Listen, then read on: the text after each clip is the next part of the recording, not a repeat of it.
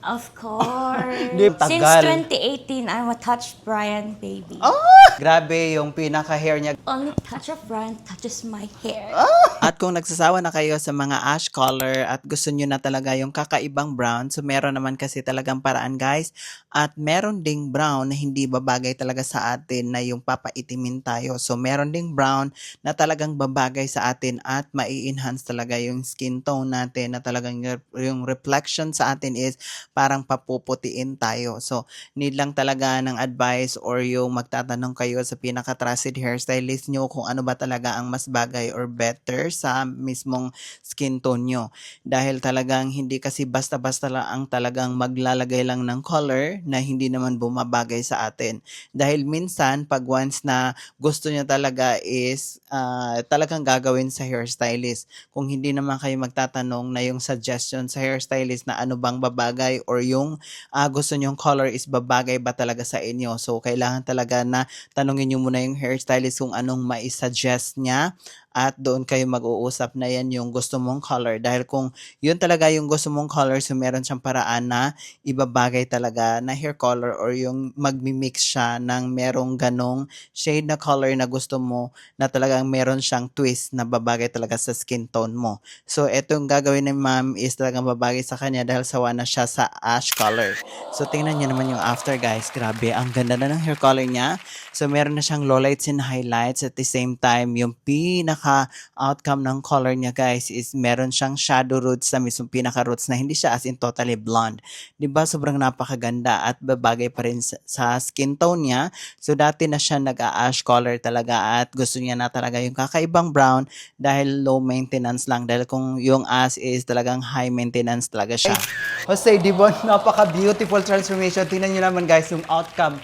Napakaganda talaga yung result ng hair niya na kahit more on brown is talagang hindi mo ma-explain kung ano yung pagka-brown niya.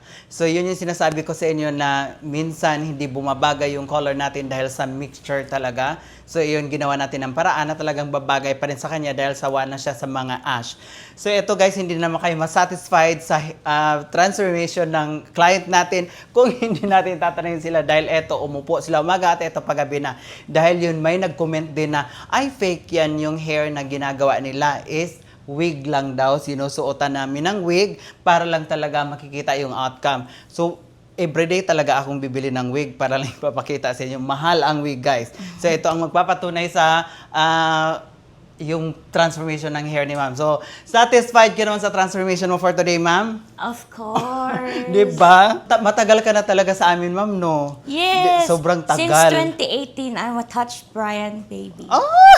Thank you so much. So imagine guys, so 2018 pa lang si ma'am na talagang hinahawakan yung hair niya natin na talagang grabe yung pinaka-hair niya guys mula sa ibang bansa pa hanggang sa pag-uwi niya dito sa Pilipinas at as in dito talaga siya nagpapagawa dahil alam niya kung yung pinaka ano niya, kung gagastos man lang siya ng dollars guys tapos hindi na siya satisfied, so dito na sa Pinas dahil yun nga pinaka ano niya yung nagtitiwala siya sa atin which is dito lang sa Touch of Brian. Only Touch of Brian touches my hair. Oh, diba? Legit to guys. Legit to. Walang eme to guys. Oh, yun sinasabi ko ha. Yung client na nagsabi guys na legit yung hair niya at kahit sa bunutan natin dito matatanggal. So, hindi to fake guys. Hindi yan fake, oh. Oh, hindi yan fake. Baka sabihin yung fake kasi. So, ayun. Thank you so much, ma'am. Thank you, ate. Yes, di ba? So, kailan ka na nung babalik sa ano? Saan ka nga pupunta? Australia. So, Australia pa siya, guys, di ba? Going Pilipinas na mag-aano. So, kahit na stress Truly, siya. binook ko to guys parang like 3 months ago. Oh, di ba? Bago ka nag-avail sa ano mo no, appointment mo. Opo. Di ba?